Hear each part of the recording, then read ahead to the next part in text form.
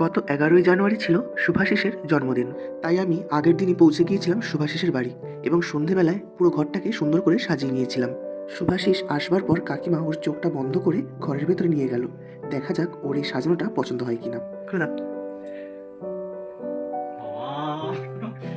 কে সাজিয়েছে এত সুন্দর? দেখি 1 2 3 4 5 6 7 8 8 বছর আমার। এরপর রাত 12টার সময় দাদা আর বৌদি এই সুন্দর কেকটা নিয়ে চলে এসেছিল শুভাশিসের রুমে।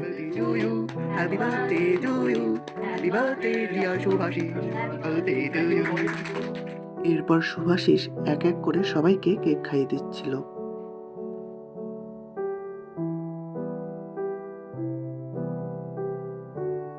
এরপর সকালবেলায় সুমি কাকিমা ও শঙ্কর কাকুর আনা এই সুন্দর কেকটা কাটা হলো।